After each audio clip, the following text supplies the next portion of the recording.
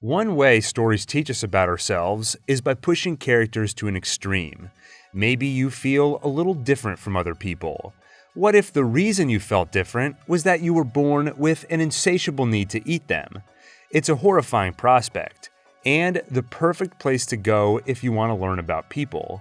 Because at the extremes, you don't have to parse nuance and subtlety to see how a character is affected. That's the premise of Bones and All. How do you come of age and fall in love as an outcast, with no tools at your disposal, no parent you can ask for help, and no friends who can relate? Through Cannibalism, Bones and All makes those things lethally true, and its 80s setting even removes the internet as a potential buoy. Imagine how much easier things would have been if Marin could have just gone to r/eaters. Instead, trying to have friends is exactly how Marin discovers just how different she is. At a sleepover, she gets close with another girl. Her appetite wakes up and she makes a snack of the girl's finger. After that, she loses every societal connection she has, and by every measure, becomes an outcast. She's pulled out of school, losing all her friends, acquaintances, and everything in between. She's now a criminal, so society's supposed defense mechanism is now turned against her. And her father abandons her, so her one source of guidance is gone too. You might be tempted to try and identify the metaphor. What does Marin's cannibalism represent? Is it a sexual orientation or identity, which society at the time considered non-standard?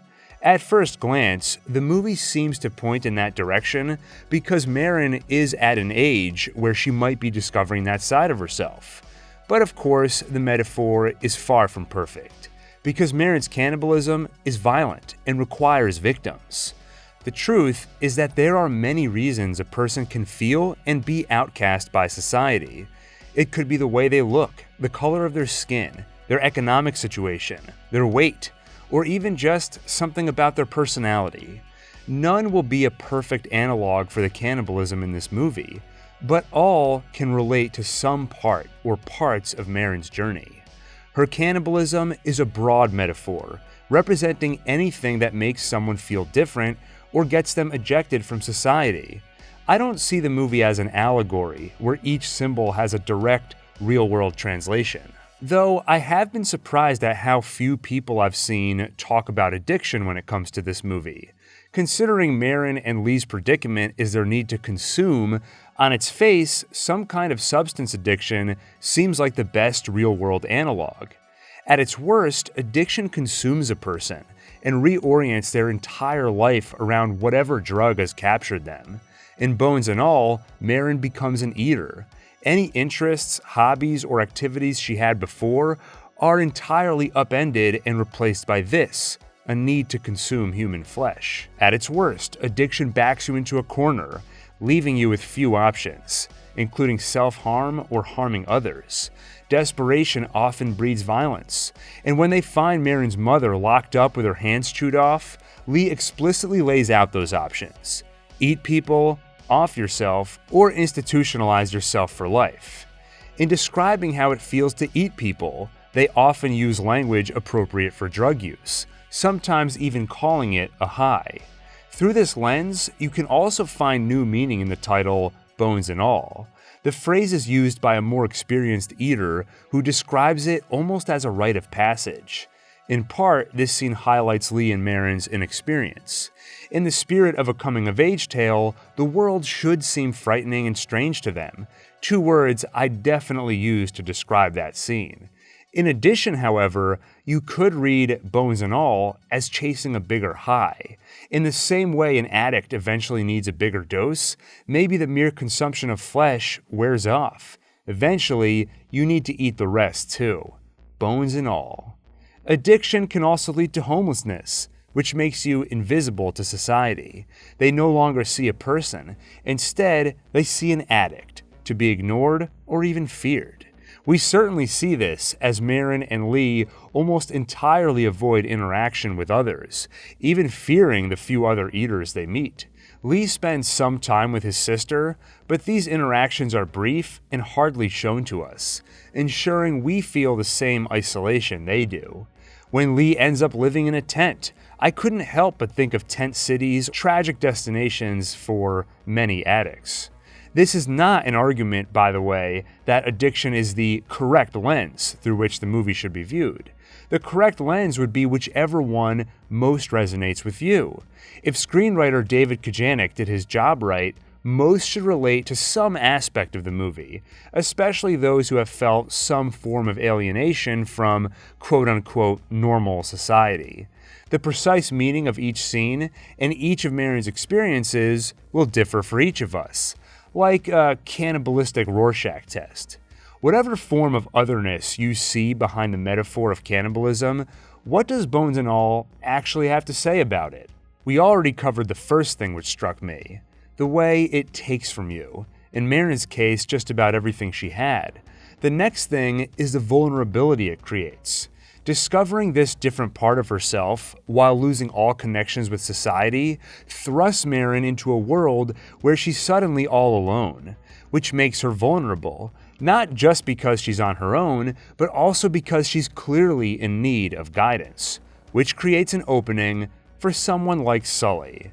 And Sully himself is a mini case study.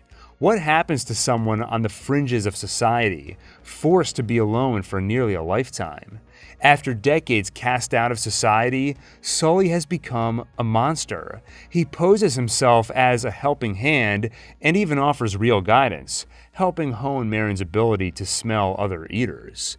But at their next encounter, we see that this help wasn't meant to be free. He expected something in return and followed her for hundreds of miles to tell her so. And of course, at their final encounter, the veil is removed entirely when he physically attacks her. The truth is that there are a lot of people in the world, so if you realize there's something which makes you different, you're probably not the only one. You're now, whether you like it or not, part of a community. That can be a good thing, as in the romance between Marion and Lee, but it can also be a bad thing, as in Sully. Sometimes the one thing which makes you feel different unfairly becomes your defining trait, casting aside all the nuances of your personality. This is what Sully tries to take advantage of. She's an eater, so is he. Of course she'll want to be with him. But Marion is unwilling to let go of who she is, and won't stay with Sully in whatever way he wants, just because they share this one trait. Lee, on the other hand, is someone who doesn't try to change Marion, or make her feel there's an expectation they should be together simply because of their shared cannibalism. In fact, their initial attraction stems more from an act of kindness, when Marion watches Lee stand up to a jerk at the convenience store. That's followed by Marion watching from a distance as he completes the act of consuming his prey, something which hints at an idea key to this story. Acceptance. She watches without judgment, and when she gets in the car, Lee doesn't ask her many questions, and there doesn't seem to be any burden of expectations. They just accept each other as they are, and neither pressures the other to share more than they are willing.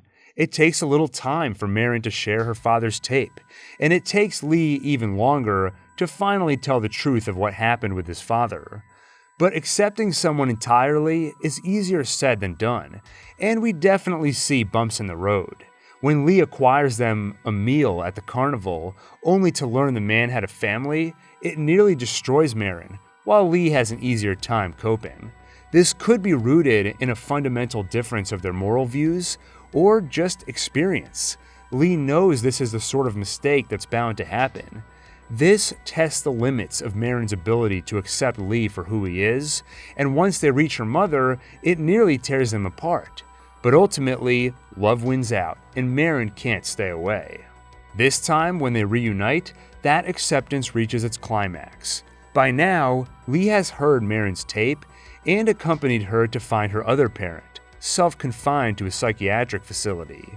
There's little left for her to bear. Regarding Lee, she's met his sister and learned from her some version of what happened with their father, but he still hasn't divulged that truth entirely.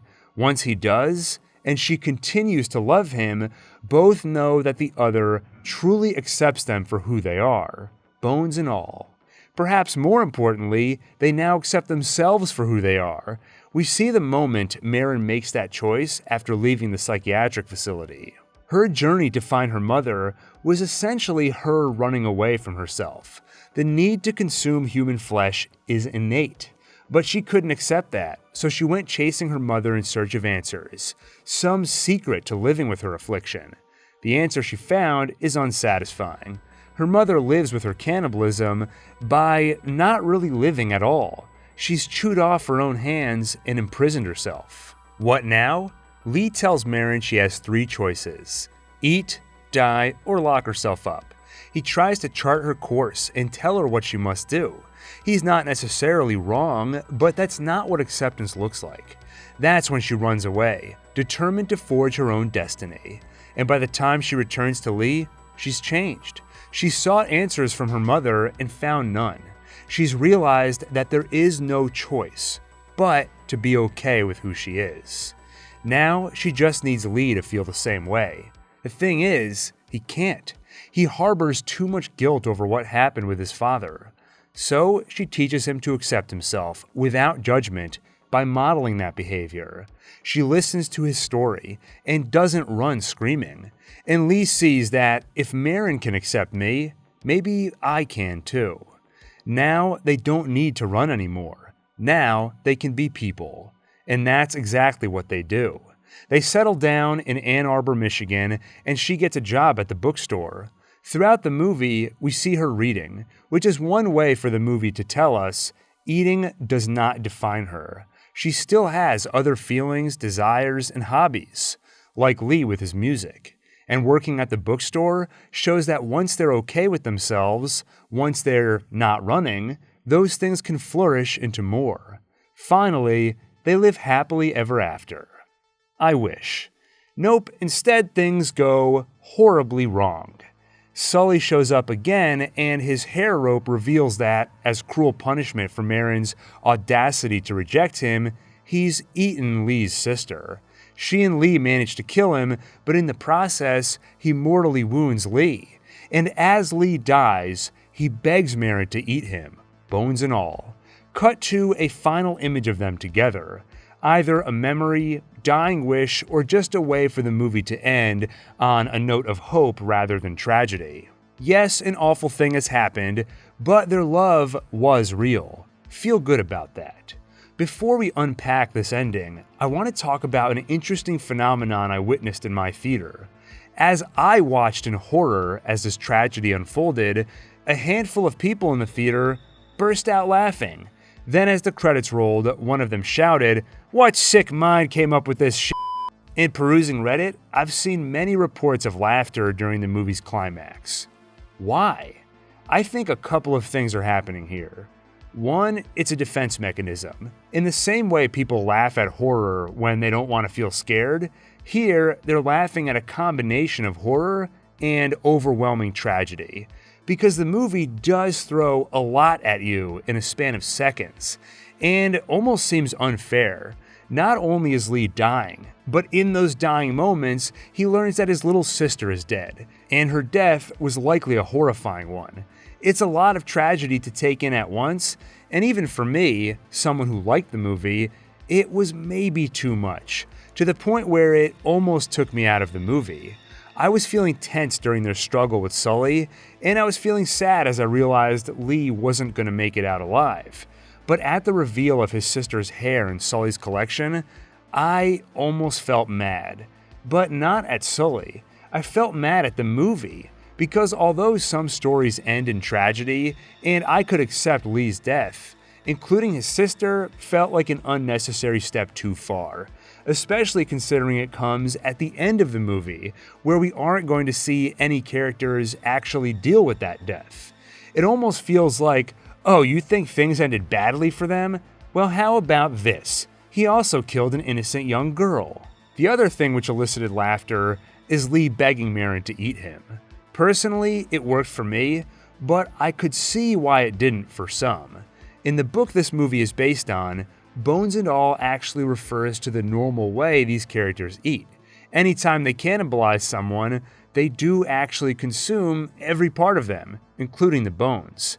which obviously isn't really possible. That's a lot of food for one person, and human teeth aren't exactly built for chewing bone. But in the book, where the visual is left to our imagination, and we're trained to expect symbolism and metaphor, you don't take it too literally. In a movie, things are different. We're seeing and hearing everything, so you have to be careful about what you put on screen. And screenwriter David Kojanek took a naturalistic approach. He tried to make the flesh-eating and everything else feel real. I've referred to the cannibalism in this movie as a metaphor, but that might not be exactly the right word, because as I pointed out, it doesn't directly correlate with any one specific thing from the real world. Really, cannibalism is something which pushes Marin into her alienated, outcast state, which is an emotional place many can relate to. So, rather than a metaphor, the cannibalism is more of a vehicle to explore emotional truths. But that somewhat changes in the movie's final moments, when Lee asks Marin to eat him. Up until now, we've seen their eating as an awful but necessary thing, often leaving Marin feeling terrible about what she's done. So it almost seems cruel to make her do it again as Lee's final act, especially considering that aside from this moment, we don't see them consume human flesh in Michigan. One balancing act of the movie is that it asks us to relate with their feeling different due to their cannibalism, but it's a bit harder to relate when you think about the fact that they are unequivocally hurting and killing people. So when they accept who they are and begin their happy existence, the movie conveniently skips over the fact that, off-screen, they're probably still eating people. Initially, I assumed that as part of this happy existence, they somehow gave up flesh eating, maybe realizing that, like an addiction, it is something that can be overcome. And from reading other reviews, I know I wasn't the only one who initially read it that way. If that's your read, Lee's final request seems really inappropriate, because surely it risks Marin relapsing into cannibalism. But in reevaluating the ending, it seems we're meant to assume that they never gave up eating. Instead, in keeping with the movie's acceptance arc, they've just stopped fighting it. So Lee's final request is in fact an act of love, and taken as a metaphor symbolizes the ultimate acceptance, taking in every part of Lee. It also reinforces that their love was real and enduring, because even in his final moments, it's what dictated Lee's actions. And it's a way for Lee to tell Marin that he wants her to keep going and keep growing. If you read the act of eating someone, bones and all, as a rite of passage, something only experienced eaters have done, then this is a big moment for Marin. Eating Lee, bones and all, may be the conclusion to her coming-of-age arc. Anyway, I do think the movie's balancing act is challenged most in the ending, and the whiplash of moving from a naturalistic approach to something which functions better as metaphor is what lost some of the audience.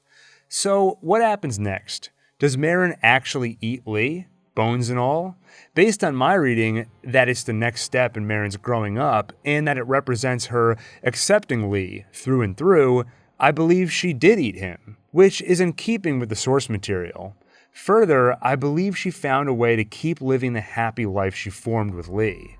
Maybe not in Ann Arbor, but somewhere out there, Marin has settled down. She's no longer running from herself because she's accepted herself, and that was further reinforced by Lee accepting her too.